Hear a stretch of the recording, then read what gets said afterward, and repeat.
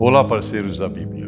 Dando continuidade ao nosso projeto de leitura da Bíblia em um ano, vamos meditar na leitura do Salmo 81 ao Salmo 85. No Salmo 81, vemos que ele começa com um hino, mas a maior parte dele é uma declaração divina, na qual Deus relembra a Israel do êxodo e da subsequente apostasia da nação de Israel. O pano de fundo original do Salmo era, claramente, a festa dos tabernáculos, chamada também de festa da lua nova, no versículo 3. A advertência do verso 9, para que não deveriam prostrar-se diante de Deus estranho, subentende que Israel não estava observando o mandamento fundamental registrado em Êxodo capítulo 20, versículo 3. Grande parte da história de Israel, conforme está registrado em Josué e Crônicas, é a história do povo de Deus, buscando a satisfação fora de Deus. Quando se preocupavam com a chuva, moviam-se para Baal, 1 Reis capítulo 18. Quando o problema eram os seus inimigos, queriam um rei forte, 1 Samuel capítulo 8. Eles continuavam esquecendo que tinha um Deus que podia e que queria ouvir todas as suas necessidades. No Salmo 82, são apresentados alguns problemas oficiais. O principal deles são os deuses mencionados nos versículos 1 e 6. Vários eruditos tomam isso como uma referência a poderes angelicais, seres espirituais menores, que compõem o concílio celeste de Deus. Uma segunda interpretação entende deuses, literalmente, como se fossem divindades subordinadas ao Senhor. Mas a interpretação mais provável é que deuses sejam os juízes humanos. A palavra hebraica Elohim, traduzida como deuses, é usada para indicar juízos humanos em Êxodo capítulo 21, versículo 6, capítulo 22, versículo 8 e 9. Dentro desse Salmo 82, a natureza humana desses deuses é indicada pelos versos 6 e 7.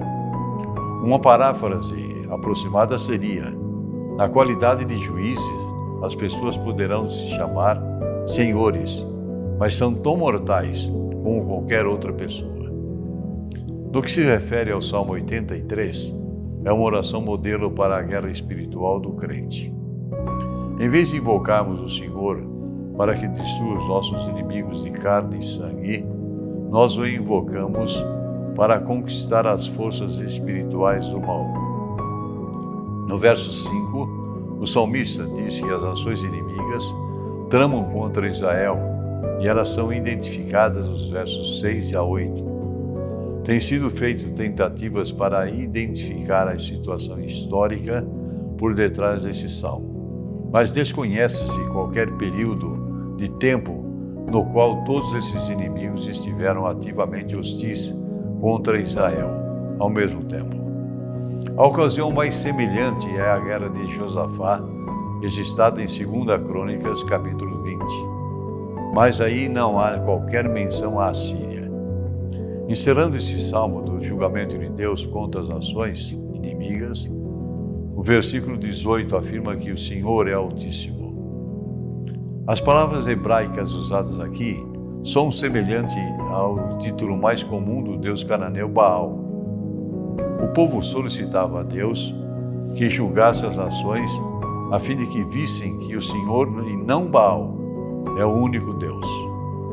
Passamos agora para o Salmo 84, que exprime o profundo apelo do alto pela presença de Deus. Apesar de os cristãos não terem de viajar a algum local especial para desfrutar da presença de Deus, conforme nos registra João capítulo 4, versículo 21 a 24, esse salmo empresta voz ao profundo desejo de felicidade experimentada na íntima comunhão com Cristo.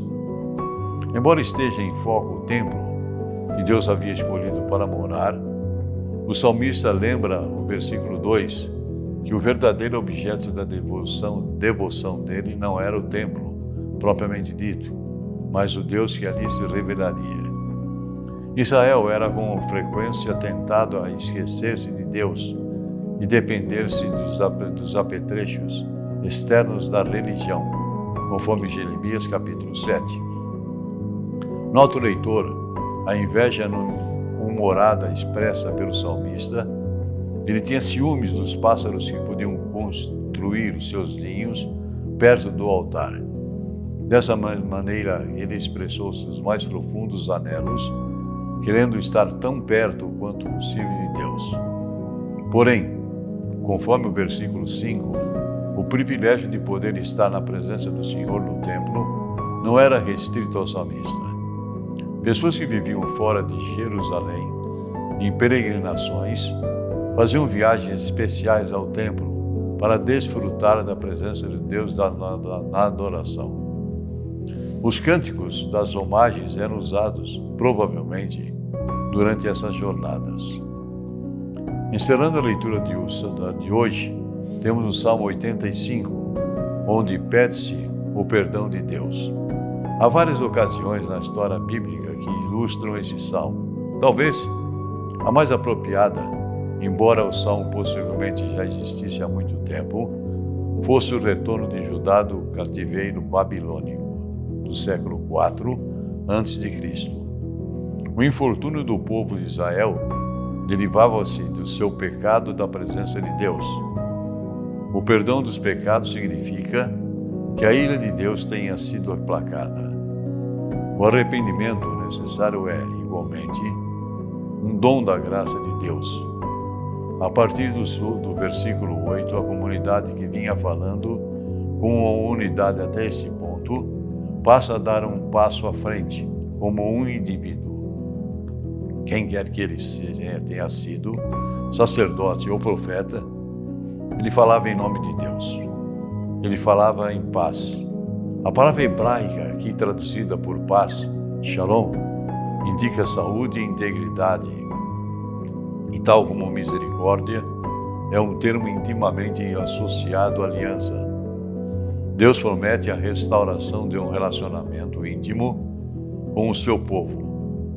O versículo 10, há muito tempo, vem sendo interpretado como uma referência à reconciliação que Jesus Cristo efetuou entre a justiça de Deus, que não pode tolerar o pecado, e a sua misericórdia, que não se regozija diante da morte do ímpio, conforme Ezequiel, capítulo 33, versículo 11, e 2 Pedro, capítulo 3, versículo 9. A justiça e a misericórdia uniram-se na cruz de Cristo. Oremos. Nosso Deus e Pai, glorificado seja teu nome, Senhor. Nós estamos na tua presença te agradecendo porque tu enviaste teu Filho Jesus Cristo, o nosso único e suficiente Salvador, para morrer em nosso lugar. Te agradecemos, ó Pai, porque agora podemos estar contigo a todo momento, através dele, que intercede por nós constantemente diante de ti. Fica conosco, abençoa-nos e guarda-nos sob o teu paternal poder. É o que pedimos e agradecemos em nome e pelo amor de Jesus. Amém, Pai. Caro parceiro da Bíblia, leia diariamente os capítulos indicados. Se ainda não fez, inscreva-se no nosso canal do YouTube e nos ajude a divulgar esse projeto da Igreja Batista em Perdizes, que é o de lermos a Bíblia inteira em um ano. Fique com Deus. Até mais.